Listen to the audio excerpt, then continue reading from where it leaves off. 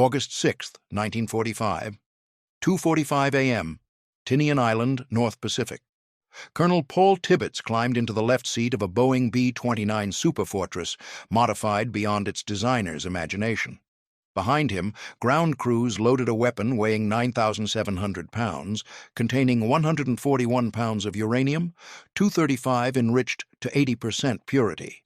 The bomb, Little Boy, represented 3 years of work by 130,000 people, cost nearly $2 billion, and possessed explosive power equivalent to 26 million pounds of conventional explosives. Tibbets was 30 years old. He'd flown combat over Europe and North Africa, tested the B-29 through dangerous development, and spent the last year training for a mission so secret most of his crew didn't know their weapon until hours before takeoff. Now, 1,500 miles from Japan, he was preparing to fly a mission that would either end the war or fail spectacularly. Before engine start, Flight Surgeon Don Young handed Tibbets 12 cyanide capsules, one for each crew member. If they crashed in Japan, capture meant interrogation, torture, execution. The capsules offered a faster exit. Tibbets accepted without comment, distributed them to his crew, then turned to the pre-flight checklist. 4 Wright R-3350 engines, 200 horsepower each, 141-foot wingspan, 135,000 pounds loaded weight, 30,000-foot ceiling, 3,250-mile range.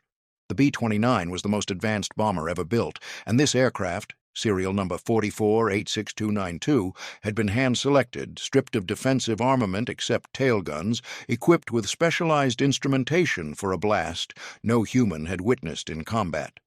2 days earlier, Tibbets ordered the aircraft's name painted on its nose, Enola Gay, after his mother. The regularly assigned commander, Captain Robert Lewis, arrived that morning to discover his bomber bearing another woman's name. Lewis was furious, but this was Tibbets' mission, his responsibility, his place in history. What Lewis didn't grasp yet was that the man in the left seat wasn't flying another bombing mission. Paul Tibbets was about to prove that a single aircraft carrying a single bomb could accomplish what thousands of bombers had failed to achieve: force Japan's unconditional surrender and end a war that killed 60 million people. In 6 hours and 15 minutes, the world would change forever. The Manhattan Project operated across multiple secret facilities on a scale defying comprehension. Oak Ridge, Tennessee, processed uranium using techniques requiring more electrical power than entire cities consumed. Hanford, Washington operated plutonium reactors cooled by the Columbia River. Los Alamos, New Mexico, hosted the weapons design laboratory where physicists turned theory into functional bombs. The challenge wasn't just building an atomic bomb, it was enriching uranium-235 to critical mass. Natural uranium contains only 0.7% U-235. Separating isotopes that differ by 3 neutrons and are chemically identical required technology that didn't exist when the project began. The K-25 plant at Oak Ridge processed uranium hexafluoride through 4,000 separation stages, consuming 1/7 of all U.S. electrical power during peak operations. By summer 1945, they'd produced enough weapons-grade uranium for 1 bomb, now loaded in the Enola Gay's bay. Little Boy's design was deceptively simple. A conventional explosive would fire a uranium projectile down a gun barrel at 1,000 feet per second into a uranium target. The combined mass would exceed critical mass, initiating exponential fission. In theory. The terrible truth, nobody knew with certainty Little Boy would work. Unlike the plutonium bomb tested at Trinity on July 16th, the uranium bomb had never been tested. Testing would consume the only available weapons-grade uranium. Physicists calculated an 80% probability of significant yield, 20% chance of failure, 20% chance the most expensive weapon ever built would fizzle, 20% chance Tibbets would drop it, watch it fail, and face Japanese defenders.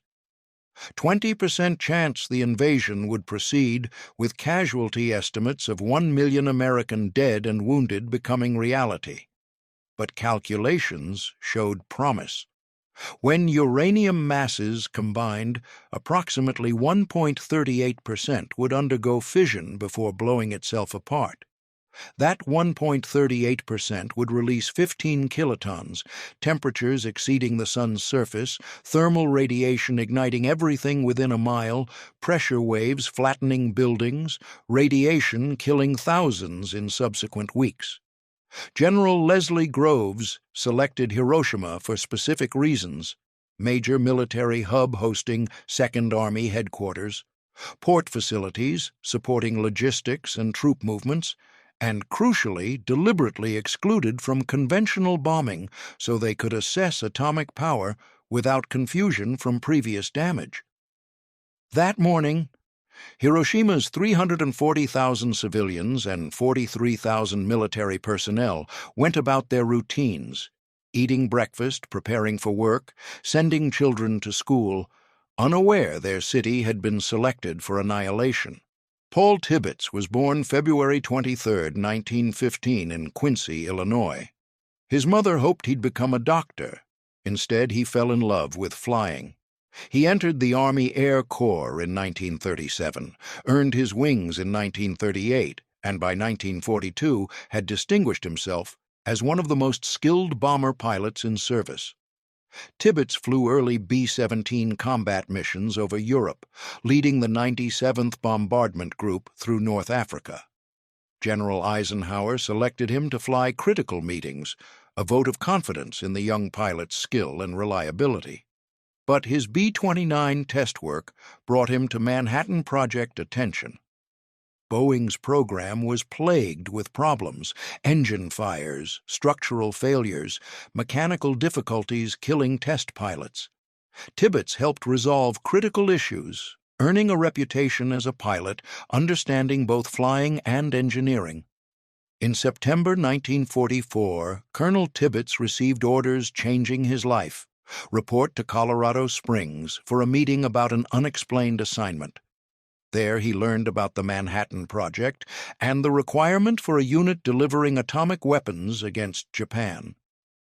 Mission specifications were extraordinary: aircraft at maximum altitude to minimize blast effects, bomb release at 31,000 feet, requiring precise navigation. Immediately after release, execute a 155-degree diving turn at maximum speed to escape the blast radius.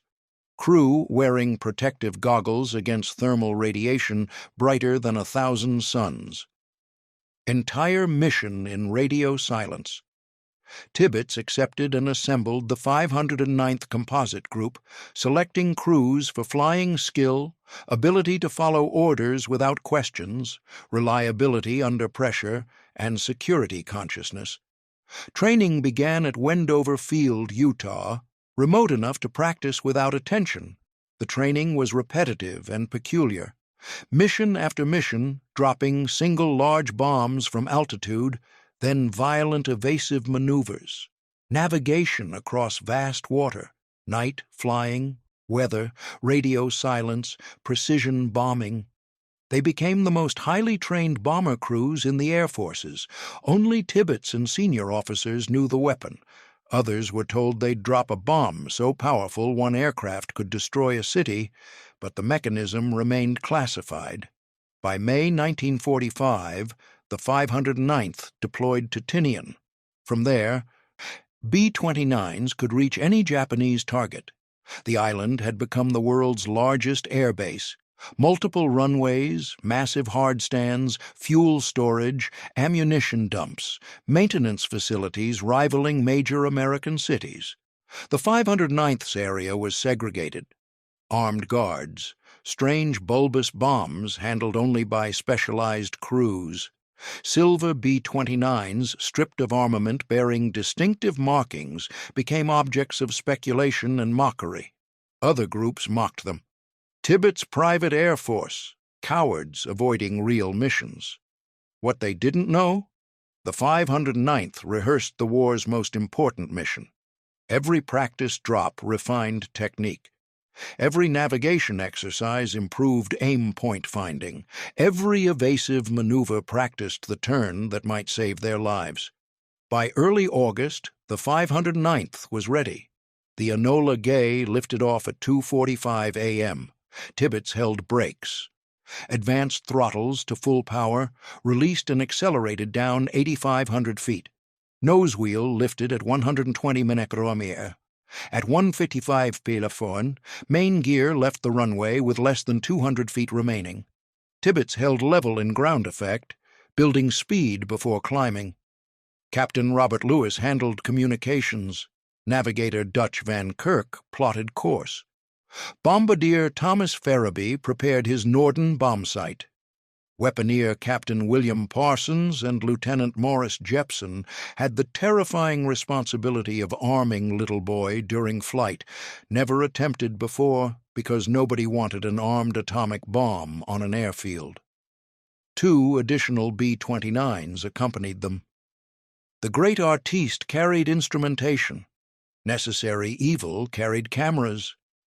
3 weather scouts departed earlier. The 6-hour flight to Japan began tense, then routine took over. At 4:55 a.m., Parsons and Jepson moved to the bomb bay. Working in cramped, unheated space, they removed safety devices, connected systems, armed conventional explosives. One mistake could destroy the aircraft. By 6:07 a.m., Little Boy was armed. Weather reports came from scouts ahead. Hiroshima, clear. Kokura, some clouds. Nagasaki, partially obscured. Tibbets confirmed. Proceed to Hiroshima. Japanese radar detected approaching aircraft but didn't react. Small B-29 formations had flown reconnaissance throughout July, not high-priority threats. 3 B-29s? Not worth precious fuel to intercept. This assumption killed 80,000 people instantly. At 8:09 a.m. local time, Tibbets began his bomb run. He climbed to 31,000 feet, leveled at 328 mph, turned control to Farabee. The Enola Gay flew straight and level, tracking toward the Ioi Bridge, a distinctive T-shaped structure.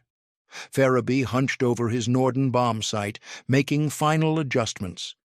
He'd become one of the Army Air Force's most skilled bombardiers. Now he'd drop history's most important bomb on a city visible through broken clouds. At 8:15 a.m. and 17 seconds, bomb bay doors opened. Farabee pressed release. Little Boy fell away, fins stabilizing, trajectory bringing it to detonation altitude 43 seconds later. Tibbets immediately rolled into violent 155-degree diving turn, maximum bank, 4.5 Gs. Purpose, get as far as possible before detonation. At their speed, nearly 2.5 miles in 43 seconds. Nobody knew if it was enough. Tail gunner George Caron watched Little Boy fall, counting seconds, waiting for the flash scientists warned would be brighter than anything they'd seen. Below, a few people noticed the aircraft. Some pointed. Anti-aircraft batteries tracked but didn't fire. Ammunition too precious. Air raid sirens were silent. Just another reconnaissance flight. That assumption killed 80,000 instantly. At 8:16 a.m., 43 seconds after release, Little Boy detonated 1,968 feet above Hiroshima, 550 feet from the aim point, less than 1% error from 31,000 feet. For 1/10 of a millionth of a second, uranium underwent rapid fission. Roughly 1.4 pounds released energy equivalent to 15,000 tons of TNT. The fireball expanded at millions of miles per hour, reaching 1,200 feet diameter within 1 second. Center temperatures exceeded 1 million degrees Celsius, hotter than the sun's core. Everything within 1,000 feet vaporized instantly. Human beings, buildings, vehicles, trees, reduced to atomic particles. The thermal pulse radiated at light speed. Everything combustible within a mile ignited. Wooden buildings burst into flames. People burned so severely their skin sloughed off in sheets. Those looking up were blinded permanently. Shadows burned into concrete where people blocked radiation, permanent silhouettes etched in stone. The pressure wave followed milliseconds later. Supersonic shock wave representing pressures exceeding 20 psi near hypocenter, pulverizing reinforced concrete, folding steel beams. Wooden buildings within a mile exploded into splinters and projectiles. People thrown hundreds of feet, those near windows shredded by glass fragments at hundreds of miles per hour. Those in buildings crushed or impaled by debris. The lucky died instantly. The unlucky survived initial blast, but were trapped in burning wreckage with injuries bringing slow, agonizing death. 9 seconds after detonation, the shock wave reached the Enola Gay, now 11.5 miles away. Despite completing the diving turn and accelerating at maximum speed, the blast caught them. The aircraft lurched violently. Instruments shook. Airframe groaned. For a terrifying moment, Tibbets thought they'd been hit. Then the second shock wave, pressure wave reflecting off ground, another violent lurch, then stabilization. They were clear. They'd survived. Behind them, Hiroshima was dying. Karen watched the mushroom cloud form through darkened goggles. Brilliant white fireball, painful even through protection. Then boiling column of smoke, fire, vaporized material rising hundreds of miles per hour. The mushroom shape formed at 30,000 feet, continued to 40,000, then 50,000 feet. The cloud was violet, purple, red, orange, white, colors that shouldn't exist together. It roiled with convection powered by heat melting steel and vaporizing concrete. At its base, a ring of fire marked where thermal radiation still ignited everything it touched. Karen's voice shook over intercom. "My God, what have we done?" Nobody answered. The crew processed what they'd witnessed. A single bomb creating destruction previously requiring hundreds of bombers and thousands of tons. Tibbets broke silence. "Fellows, you have just dropped the first atomic bomb in history." When the Enola Gay landed at 2:58 p.m., over 200 personnel had gathered. General Carl Spaatz pinned the Distinguished Service Cross on Tibbets' flight suit while engines still ran. The mission succeeded beyond expectations. Little Boy functioned as designed. Yield matched predictions. Target hit with precision. Crew survived without injury. But real results emerged through reconnaissance and radio intercepts. Hiroshima was effectively destroyed, approximately 80,000 dead or dying from immediate effects. Another 60,000 would die in following weeks from radiation sickness, burns, injuries, and collapsed medical infrastructure in a city where 90% of medical personnel were killed. Physical destruction was comprehensive. Of 76,000 buildings, 70,000 destroyed or severely damaged, everything within 1 mile completely obliterated. Buildings up to 2 miles heavily damaged or burned. Only reinforced concrete remained standing, gutted by fires burning for days. The fires were devastating. Thermal pulse ignited thousands of simultaneous fires. With broken water mains, destroyed equipment, and dead firefighters, fires merged into conflagration, burning until nothing remained. Human suffering defied description. Survivors, Hibakusha, described horrors haunting them for life. People with skin hanging in sheets, children crying for vaporized parents, bodies so burned they couldn't be identified.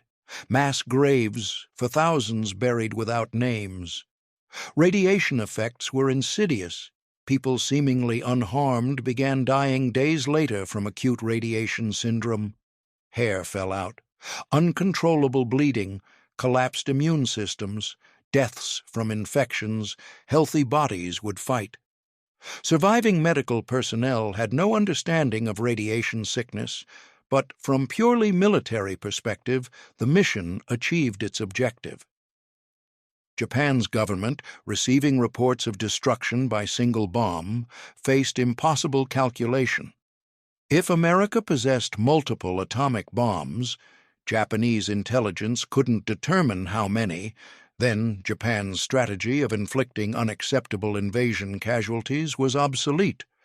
Americans could destroy cities one at a time from high altitude without risking ground troops. On August 9th, 3 days after Hiroshima, Major Charles Sweeney flew Bockscar to drop the second atomic bomb on Nagasaki. Fat Man, using plutonium implosion design, reached 21 kilotons. Approximately 40,000 died immediately, total casualties eventually exceeding 70,000. Japan's military leadership, even after 2 atomic bombings, wanted to continue fighting. They argued Americans couldn't have many atomic bombs, that Japan could endure. That honor demanded fighting to the last man, but Emperor Hirohito intervened directly. On August 15th, he made a radio address, first time most Japanese heard their emperor's voice, announcing surrender. The war was over. After 6 years killing 60 million people, devastating continents, consuming industrial output of nations, the most destructive conflict in history ended because one pilot flew one mission carrying one bomb, demonstrating that further resistance was suicide. Colonel Paul Tibbets never publicly expressed regret. In numerous interviews over his long life, he died in 2007 at age 92, he consistently stated he'd done his duty, followed orders, potentially saved hundreds of thousands of American lives lost invading Japan. He pointed to Operation Downfall casualty estimates, 1 million American casualties, multiple millions of Japanese deaths. Fighting on Okinawa, where Japanese defenders fought virtually to the last man and civilian casualties exceeded $100,000, provided grim preview. "I knew when we took off that morning we were going to kill people," Tibbets said in 1975. "That's what war is. You kill the enemy before he kills you. The atomic bomb did it faster and more efficiently than conventional weapons, but the outcome was the same. Japan was defeated, and American soldiers who would have died invading those islands came home to their families instead. I slept fine every night knowing that." But others struggled more. Van Kirk expressed ambivalence, acknowledging necessity but troubled by civilian casualties. Radio operator Nelson rarely discussed the mission. Farabee defended the decision but admitted the mushroom cloud haunted his dreams. Robert Lewis wrote in his personal log immediately after, "My God, what have we done?" This sentence captured moral complexity, defining nuclear weapons debates for generations. The scientific community was similarly divided. Oppenheimer later expressed profound ambivalence, famously quoting the Bhagavad Gita after Trinity. "Now I am become death, the destroyer of worlds." Others, like Teller, remained convinced nuclear weapons were necessary deterrents, preventing larger conflicts. The strategic impact extended far beyond ending World War II. Demonstration that one bomber could destroy a city fundamentally changed military planning, international relations, geopolitical strategy. Atomic bombs made conventional superiority partially obsolete. This logic drove the Cold War arms race. The bomber itself became one of history's most famous and controversial aircraft. After serving in atomic testing at Bikini Atoll, it returned to the United States and eventually storage. For decades, it remained in pieces while historians, veterans, and peace activists debated how it should be displayed. The Smithsonian's planned 1995 exhibition sparked intense controversy. Initial script emphasized Japanese civilian casualties and questioned necessity. Veterans erupted in fury. The exhibition was cancelled, the director resigned, and the Enola Gay was displayed with minimal interpretive text. Today, the fully restored Enola Gay sits in the Smithsonian's Udvar Hazy Center. Visitors walk beneath its wingspan, see the bomb bay where little boy loaded, read factual plaques without moral editorializing. The aircraft remains what it was. August 6, 1945, a symbol of American industrial might, technological innovation, and modern warfare's devastating power. The numbers tell part of the story. 1 aircraft, 12 crew, 1 bomb, 6 hours 15 minutes, 15 kilotons, 80,000 immediate casualties, hundreds of thousands more dead from radiation, burns, injuries. A war ended that killed 60 million worldwide. But real legacy extends beyond statistics. The Enola Gay's flight proved concepts shaping warfare for generations. Strategic bombing could achieve decisive results without invasion. Technology could provide overwhelming advantages against numerically superior opponents. Moral calculations of warfare had entered new territory. Previous campaigns killed comparable numbers, but atomic bombs concentrated destruction into single events, making moral responsibility immediate and identifiable. Deterrence through fear of retaliation became viable strategy. The B-29 Superfortress represented American industrial capacity at its peak. Boeing produced 3,970 B-29s, averaging nearly 3 daily during peak production. Each required 55,000 parts, 600,000 rivets, 16,000 man-hours. But the B-29 was more than engineering. It symbolized American technological optimism that engineering and industrial capacity could solve any problem. Paul Tibbets embodied this approach. Technical proficiency, systematic training, industrial support, absolute confidence in American technological superiority. He wasn't the best pilot by conventional measures, but was selected because he combined flying skill with engineering understanding, leadership with security consciousness, and mental toughness to carry the weight of killing hundreds of thousands with a single decision. When Tibbets died in 2007, he requested no funeral, no headstone. He feared any grave would become protest target. Instead, his ashes scattered over the English Channel he'd flown over during 1942 combat. He left a legacy impossible to summarize simply: hero to some, mass murderer to others, and to most, a complicated figure who did what his nation asked in circumstances so extreme that moral certainty becomes impossible. The haunting question: was atomic bombing necessary? Historians debate this 8 decades later without consensus. Some argue Japan was already defeated. Cities destroyed by conventional bombing, navy sunk, air force grounded by fuel shortages, populations starving from blockade. Japan would have surrendered given time. Others counter that time meant months of continued fighting, more conventional bombing, more starvation deaths, more executed Allied prisoners. Japanese military prepared for national suicide, arming civilians with bamboo spears, training children to attack tanks with explosives, planning to kill all prisoners when invasion began. Atomic bombs provided Hirohito justification to override his military, framing capitulation as necessary to prevent extinction rather than shameful defeat. What remains undeniable? Atomic bombs ended the war in days. Whether morally justified, militarily necessary, or strategically optimal can be debated endlessly. But effectiveness was absolute. Colonel Paul Tibbets, waking August 6, 1945, couldn't know his mission would succeed. He only knew his orders: deliver a weapon his nation spent 3 years and $2 billion developing. That failure might mean invasion and millions of casualties, that success might end history's most destructive war.